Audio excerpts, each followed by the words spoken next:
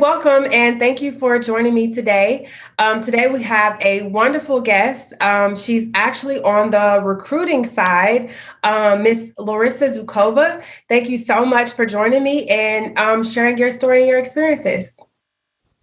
Thanks so much for having me. I'm so happy to be here and to chat with you about everything that the candidates are seeing, what we have seen on our end as recruiters, and maybe figuring out some misconceptions and that have come up in the industry that a lot of people don't know about. Precisely. Okay, perfect. So a good place to get started is to, I know a little bit about your background and what you do, but share with everyone exactly how you got into the industry as a recruiter, a CRA recruiter specifically, and, some of the roles, the background, the experiences that you have from a recruiter's perspective.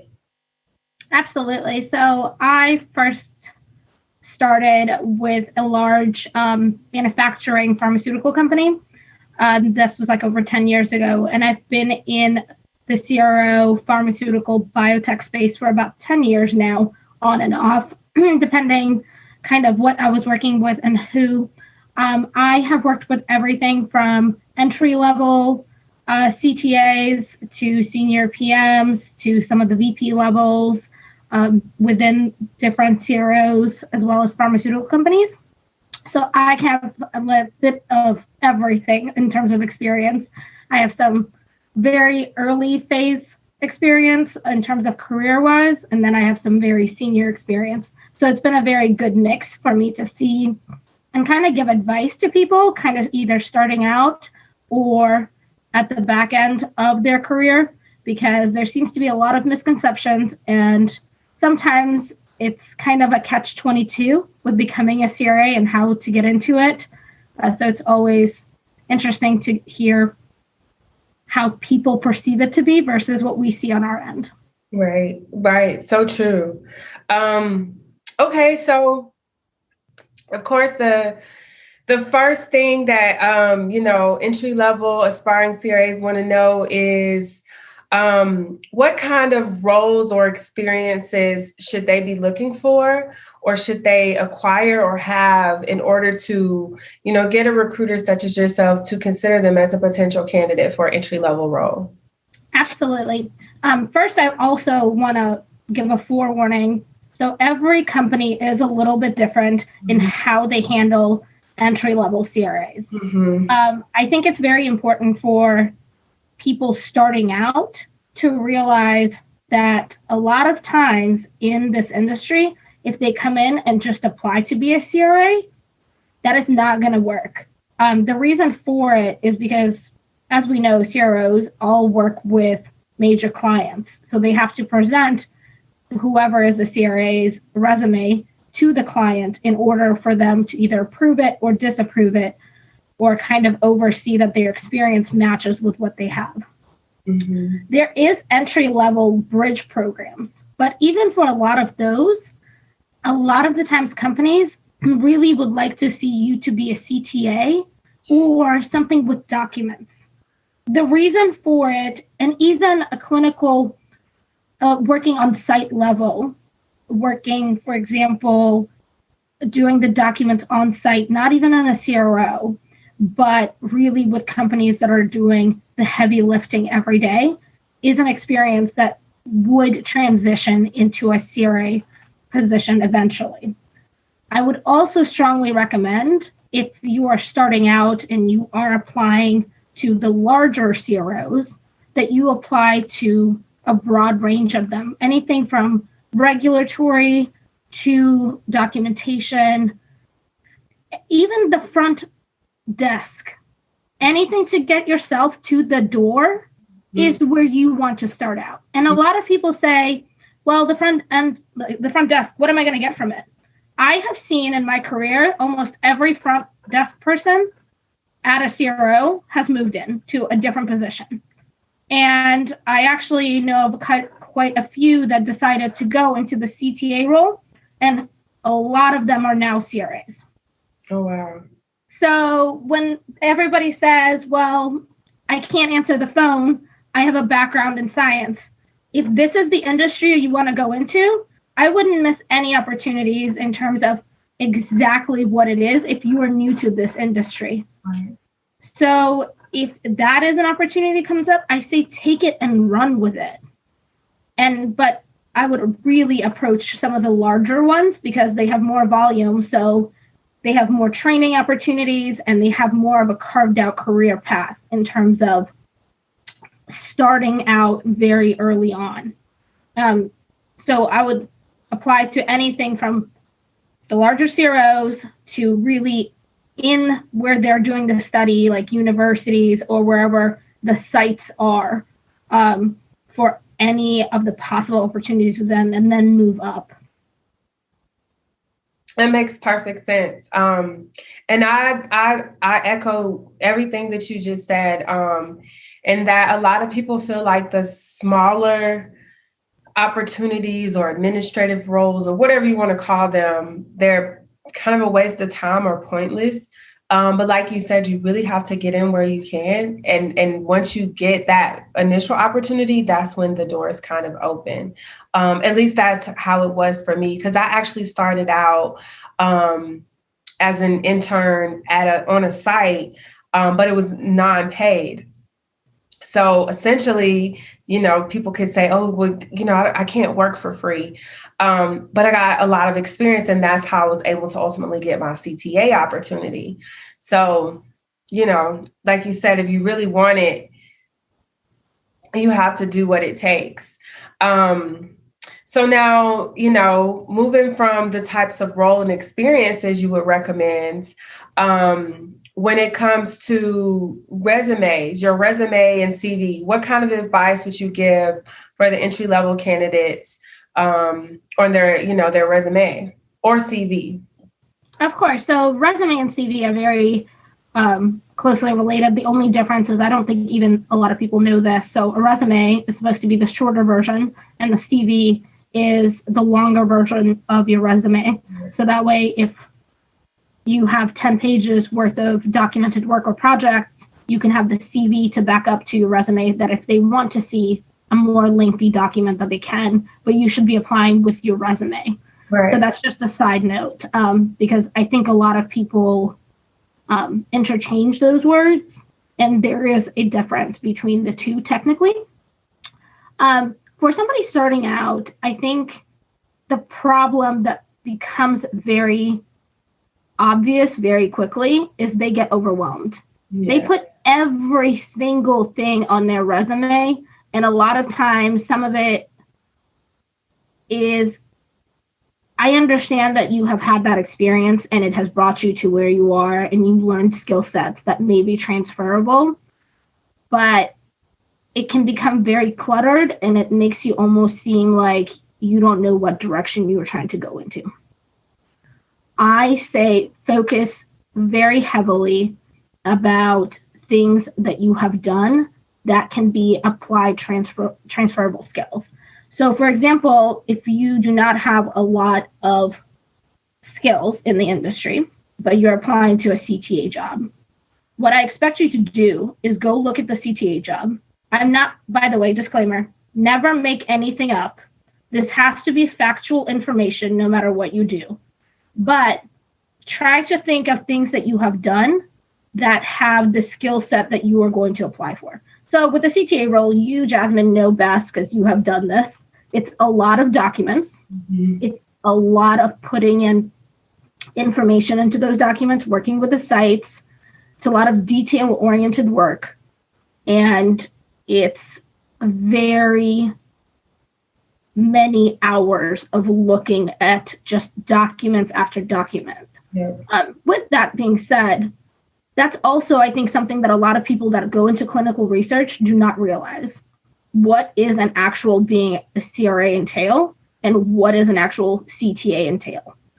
I think a lot of times we talk about being in pharmaceutical and a lot of people don't do their research. This is why this is so important. Yeah. Look at the job description and actually realize if this is something that you would be passionate about.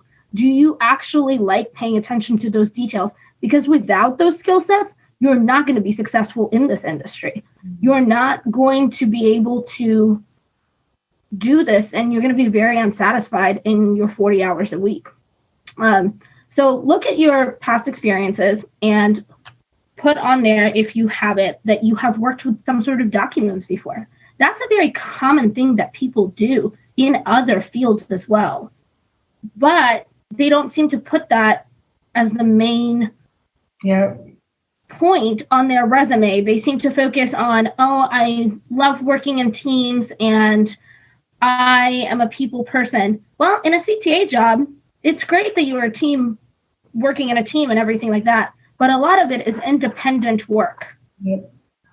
You're still expected to work in teams at times, and absolutely. But a lot of it is you as an individual contributor working every day to provide all of the documents. And without you, you can get all sorts of delays in the study if you don't have everything on time. Am I right? Right. So it can be a little bit challenging, but convert those skills into something that you do. So really focus on what you have done in the past, even if it wasn't in this industry. Look at the job descriptions very closely. So don't also think that just because one CTA job description said one thing, that it's applicable to all. Every company is very different on their expectations. Some CTAs are currently doing a lot of regulatory work within their CTA positions in some companies. And that's something that I haven't seen much before about a year and a half earlier. Have you seen that previously? No. Yeah, because they usually were very separated departments, but now in a few companies, I'm not saying all, absolutely not, but I have seen a crossover in some of those. I have also seen that CTAs are now earning a lot more money than they used to. Yeah, I've seen that. Have you seen that as well? Mm-hmm. Because before, I think it was like a very entry-level position, but now some people are acquiring 10 years of experience. And with that, they're able to pay a lot more if you wanted to stay. Because before it was more of a jumping point. I think being a CTA was more of I'm going to transition into something else. But right now we are seeing in the industry that people are staying in those roles for much longer, and they are getting much more compensation within the market, and it's much more competitive. So not to kind of digress from your question, but I would really tailor everything for every single position. And then afterwards, as an entry-level person, there's a mistake that I see a lot of people doing. They immediately reach out to everybody they know within the company and say, pick me, pick me. That is great if you have a sincere, actual relationship with somebody. And if you're going to do that, if you see a role for that company and you want them to be a reference, do not apply for that job first. Contact that person, have a conversation, and then they will tell you how to approach it. Because even if you are a referral or something along those lines, if these people just apply online, it will never link them. Yep. You have to have that link or whatever to leverage that relationship. So with that being said, I think that's a very important note, because I think a lot of people that are getting into the industry, they just jump on the first opportunity, apply, and think later. Yep. And their application could have been a lot more just stronger in general if they took some time, did some research. Because a lot of people apply to hundreds of jobs and then they say, why didn't I get it? And I always say, well, did you actually spend a lot of time on the application process? Even with cover letters, they are a little outdated now. But if you are planning to do it, make sure it's very accurate to what you're sending it. I have seen some cover letters that they don't even mention the right company. And at that point, why did you send it? If you're going to send it, make sure the skills you're talking about are actually relevant, and the position, if you're applying for a CTA, if you're applying to a program that is a starter CRA kind of training camp kind of thing, make sure you mention that. I I think just details, paying attention to what you're doing. And essentially, that is the skill set that you're applying for. So this shouldn't even be a problem, statistically speaking. So I think my biggest things is they really need to hone in, look at their skill sets, and tailor it. Because if you're just going to apply to everything saying that you have 3 years in one position, then I'm just going to hop over to the next. I've seen a lot of people actually make the transition from teaching and things like that into the learning side of a CRO. But that's because their resumes were very strongly influenced in that direction, and you could clearly tell from looking at it. So if you can't look at it yourself and feel like you're a strong candidate, most likely we as recruiters are not going to look at it and think you're a strong candidate. A good thing to remember too, a recruiter spends about 5 to 10 seconds looking at your resume because the volume is so high. They have so many applicants to every position. So for you to get the best chance is for you to tailor it that we're like, let me reread that so that way I can try to understand more. So that is kind of where I think I stand with that. Did I answer your question? Yes, you did. That makes sense.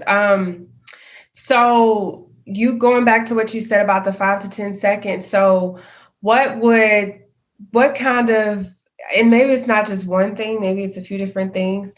But what would prompt you to keep reading versus say, just brush that one to the side and say, I'm done with this resume. Definitely not calling this person. So you know what? The answer to that is actually very, very simple in a couple of different categories. So I'm going to first start with the most basic one. I see a lot of resumes that forget such simple day-to-day mundane things that I would never think you would forget it. Starting with number 1, your phone number. If your phone number is not on your resume, please put it there. You're laughing, but I'm clearly not. And your email is very important. Put your email on there. Make sure that everything is spelled correctly. Make sure, this is one of the most common ones I see. So with a lot of CRAs, PMs, anything in clinical research, number 1 thing is accuracy. Even in pharma, they say if it's not documented, it didn't happen. Mm-hmm. That is very important. If you look at your resume, and at the end of the sentence in the first paragraph, when you describe your skill sets, you have a period at the end of the sentences. You should have it on every single line when it continues on to the next. Right. But usually it looks something like a scattered shower. There's like a period here, period over here, nothing here, continued sentence here. And then at that point, if you didn't take a look at your resume to make sure that didn't happen, how can I trust you with documents? If you're entry level or not, if I'm going to send this to the hiring manager, they're going to take a look at me and say, Larisa, they don't know grammatical structure. A lot of the same thing for spelling. Be very careful when you abbreviate. Analytical is very important to make sure you spell or spell that out. There's just a lot of things I see, like associate is very important how you abbreviate it. There is some things that you see on a resume that when you're like, why would you do that? Make sure you're not one of those people. Because I have seen it so many times that it's not even uncommon anymore. So first, get those ducks straight in a row. And as I said, it sounds kind of funny that you would even need to bring it up, but it's very sad of how often you see it. The basic. Also, kind of following up on that, this would be the next step, but I feel like we should touch on this. With the phone number, with the email, make sure you check your email.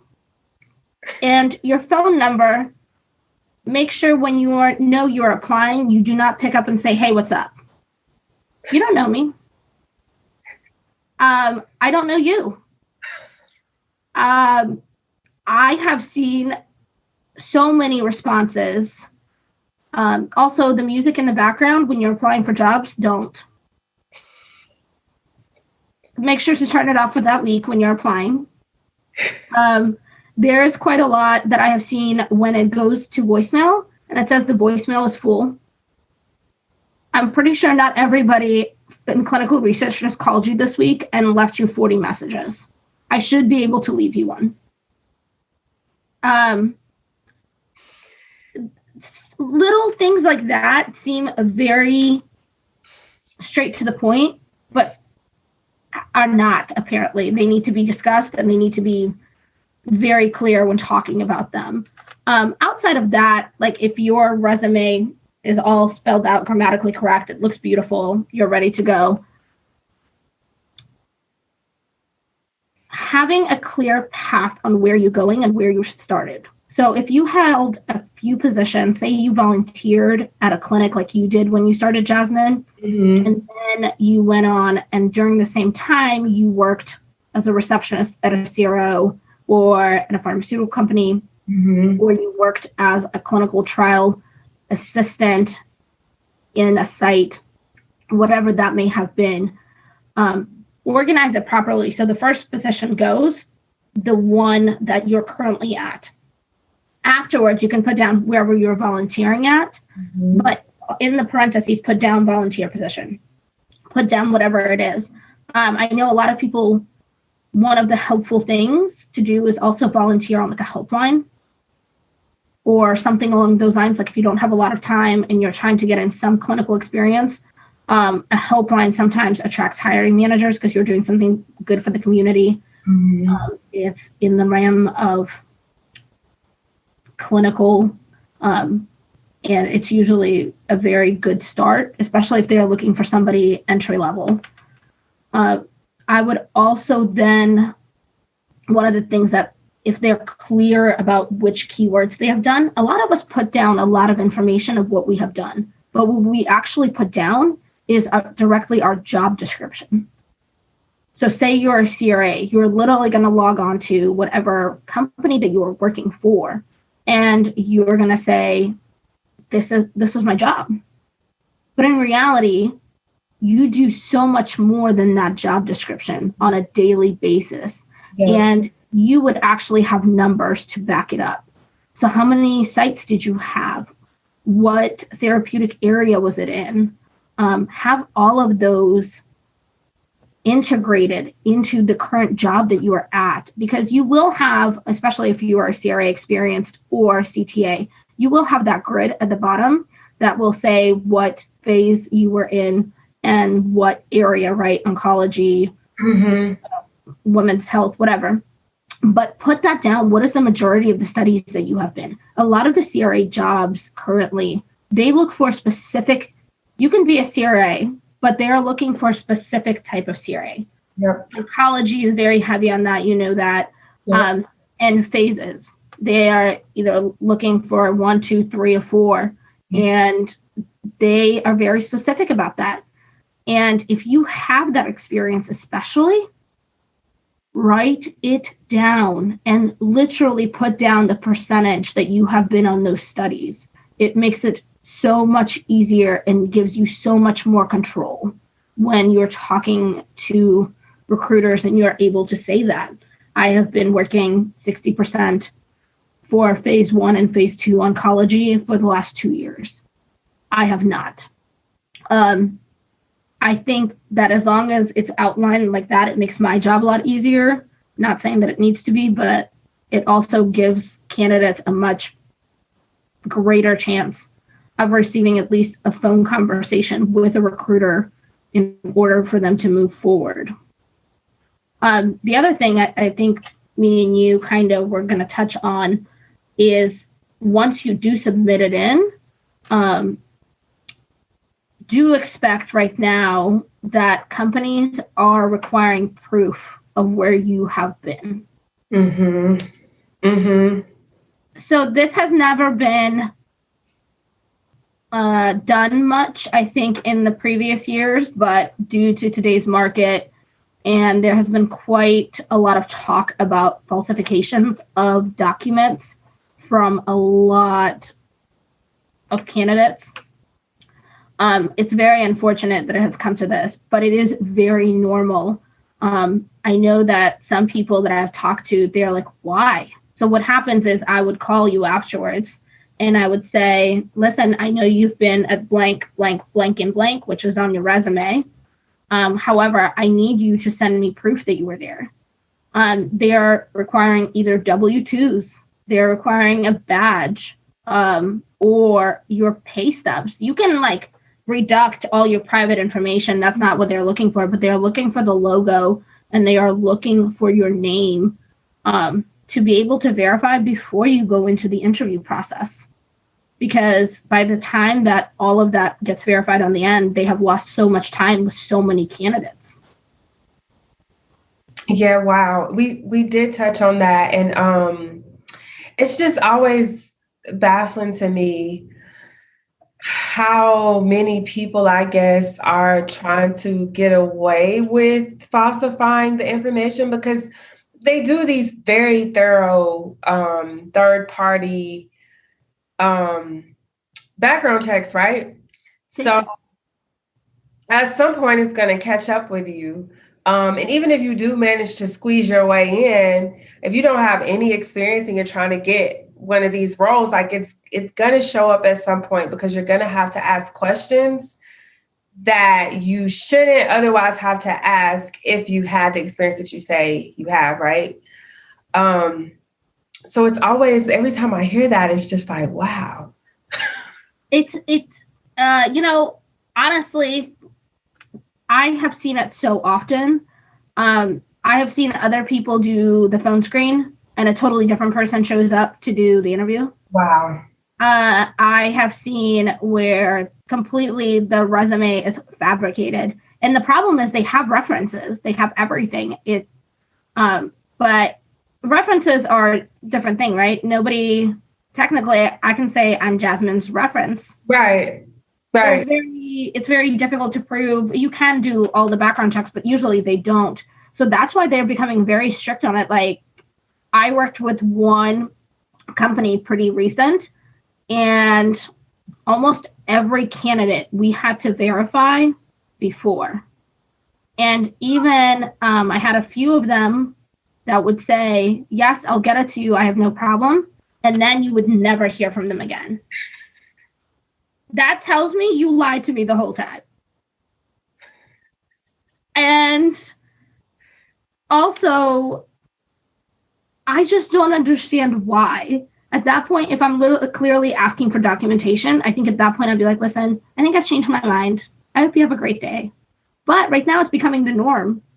So don't be surprised if you're applying for a job and somebody literally asks you for your W-2s without all your private, obviously take out your personal information because they don't need to know all of that, like how much you got paid or anything like that. They literally just want to see the company logo and your name. And I'm glad you did share that, because a lot of people, if asked, they would be alarmed and they probably would question the authenticity of the company and, like especially if you're asking for like a W-2 or paycheck stuff, something like that, personal documents, then people get a little bit defensive, right? Yeah. But this is what it's come down to. And if you want to be a part of this industry and they're asking for this documentation, you just got to provide it, right? It's not a big deal. And that's why I also think it's important to point out, as a candidate, 100% black out all of the information that is like your pay and things. That is nobody's business. Right. And should not be. So 100% block all of that out. So don't just send them everything with that. Right. Because be protective of your own personal information, because that is personal information. But the company, literally all they need to see, company logo, name, everything else blacked out in PDF, and send it over as a PDF that nobody can change it. Perfect. Okay. So going from the resume, which I did hear you say cover letters are are kind of outdated. That's something that I do incorporate and we touch on briefly in my coaching course. Just because, you know, they haven't completely phased out. So I want to kind of bring it up just in case. But like you said, if you're going to do it right. But I always get like, I guess, differing opinions on the objective statement or personal statement. What are your thoughts on? I feel like the objective statement is kind of, I feel like it's obsolete at this point. But what are your thoughts on that? And or should you get rid of both and just kind of put like a summary of qualifications or summary type of statement? Neither. None of the above. Okay. So here's what my personal opinion is on a cover letter. A cover letter is basically your elevator 60 seconds. Well, no, not on the cover letter, on the resume. What are your thoughts? On the resume, sorry, I thought you meant the cover letter. Sorry, we were talking about the resume. Resume, I think that those are obsolete. If you are applying for a CTA position, it's obvious that you want to be a CTA.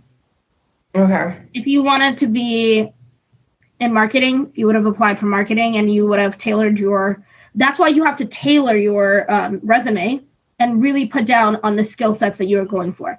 Mm-hmm. But the fact that if you really want to add something, I would do a combination of both and say, I have been in clinical research for 9 months during this, and this. And then afterwards, I would put down a little bit more about your skill sets, whichever those are that can transfer over. And then I would say, I also like to spend time with my rescue dog and hike on the weekends.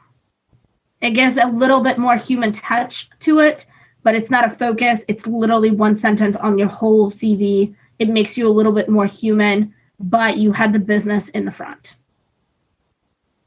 So if you really want it, you can. But if not, it's not going to make or break you at any point in time. And nobody's going to be like, why did you leave out that statement? That's good to know. And it actually opens you up a lot so if you misspell something in that, you're doing yourself a misfavor. Mm-hmm. If you put down something in there that I've seen a lot of companies that say if you don't have a certain levels of experience or years, that you should never put you're an expert in a specific thing. And if you do, they will rule you out for it. Yeah, that makes sense. And so resumes are a tricky thing because they can hurt you as much as they can help you. Never thought about that. So sometimes less really is more. Of course, because you want to put down everything. Think of it, I always compare it to a dating profile. Dating and recruiting are very, very similar. So your dating profile, I know you don't have this issue. However, some other people, I'm sure you can relate. Your dating profile is enough information to entice them to reach out to you. But you're not going through your whole history since you were 0 to now. So true. You are providing key highlights in the most of the time in the last couple of years that make you you. This is the same thing with your career. You're going to put in the highlights of your career that make you very qualified for this job. You want to put enough of it, but you don't want to overshare anything because you want them to call you. That's the whole point. This is the winning result. Yeah. So put down enough information that they understand that you have the experience, but enough to intrigue them that makes them want to pick up that phone call and actually speak to you. That was the perfect analogy, but not so much that you turn them off essentially, right? And you blow it before you can even get that call. Absolutely. Perfect analogy. Wow. So what are the main job search platforms that you typically look for candidates? LinkedIn.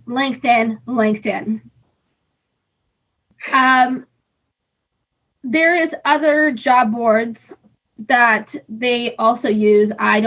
For our industry in particular, I have not found them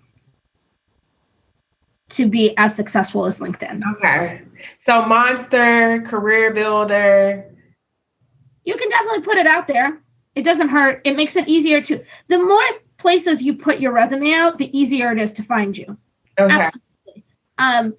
But personally, I feel like sometimes I don't want to mention any in particular, but sometimes when you put yourself out there, you get a lot of bot emails on some of those, and those can be, I think the recruiting process for candidates is complicated as it is, and it's a lot of false hope. It's a lot of, you do all these interviews and it's really hard because sometimes we as recruiters tend to forget, not that we tend to forget, but we do this so often that for us, this isn't a heartbreak. For the candidate, it is. Yeah, that's true. So I do say put yourself out there, but really make sure to hone in on like LinkedIn, make sure everything is updated. You have everything set up for you, that your whole profile literally reads like your resume. Because one of the first searches in any recruiter that I know, in any company in this space, that is the first place they go to. And also another important tip, on LinkedIn, when a recruiter contacts you, some people get very angry. And they're like, I'm sorry, I'm not looking right now. No, and decline.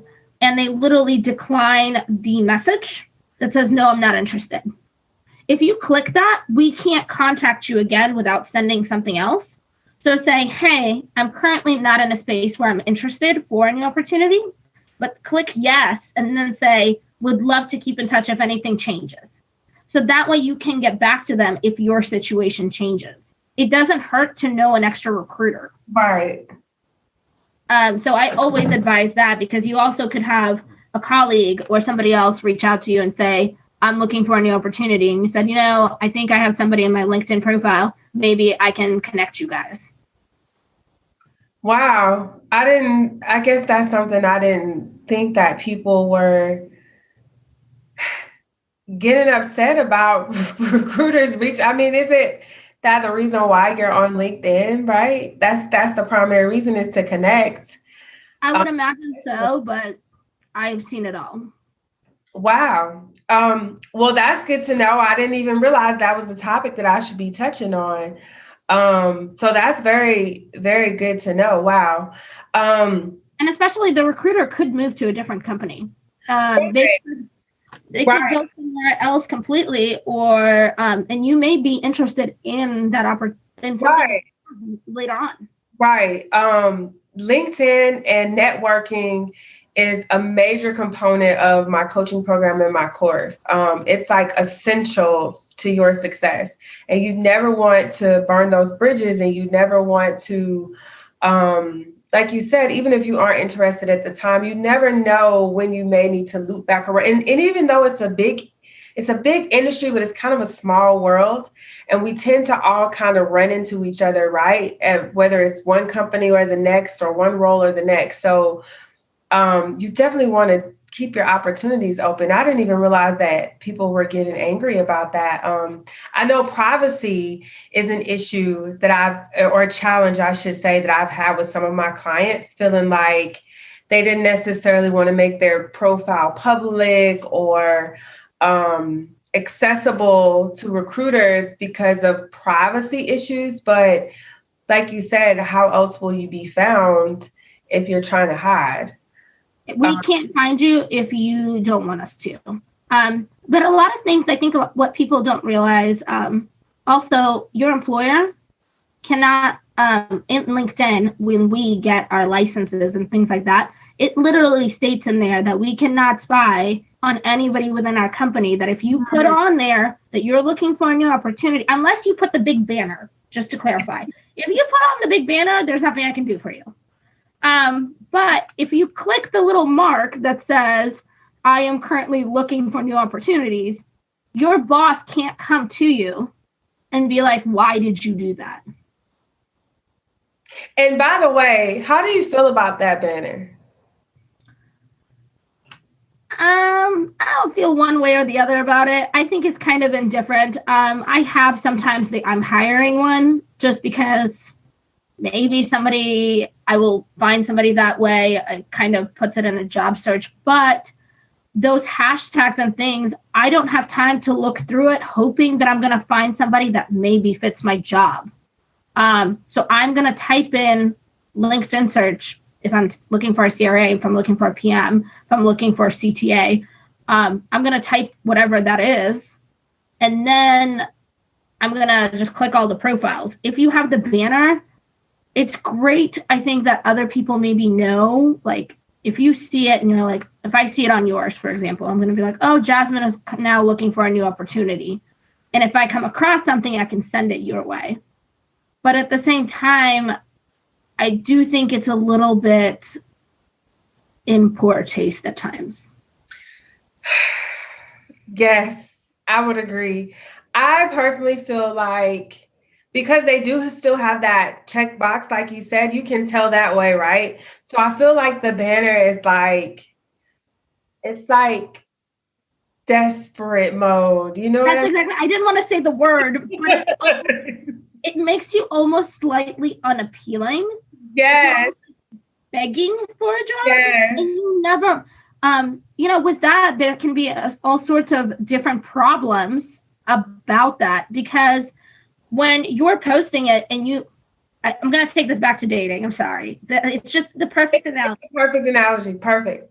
So, if think of it in your personal life, if you were going for a significant other and on their Facebook banner, it said, I'm single. You would be like, that's great, but why? And why do you have such a big banner across your profile saying I'm single? It would throw up a few red flags. Yeah. To say the least. This is kind of the same thing. You can be a little bit more discreet about it. Yes. And at that point, also think about it this way. So if I'm not saying this is any reputable company would do this, but I'm saying you could put yourself at risk of this. So if a company sees that, they know you're desperate for a job, think about what your compensation analysis could be like. Exactly. I'm not saying that any reputable company would do that, but they may. You never know. This world, we always hope for the best, but do you really want to put yourself in that position? The same, by the way, goes. I've seen some people put their pictures on their resume. Don't. I'm glad you brought that up, because I've seen that too. And the template that I provide for my clients is very standard. It's nice, clean. It doesn't have, like I see these new resumes now, and maybe in other industries of work, like for example, like the art type of industry, marketing type of industries where you have the picture, they have these different columns and it looks creative, right? It looks cute.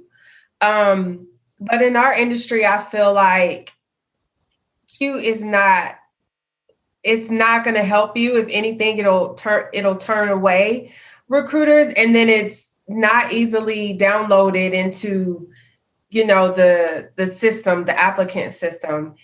So it just creates more challenges than solutions, I feel like. So one of a very large company in the RTP area I used to work for, I don't want to name any names or anything like that.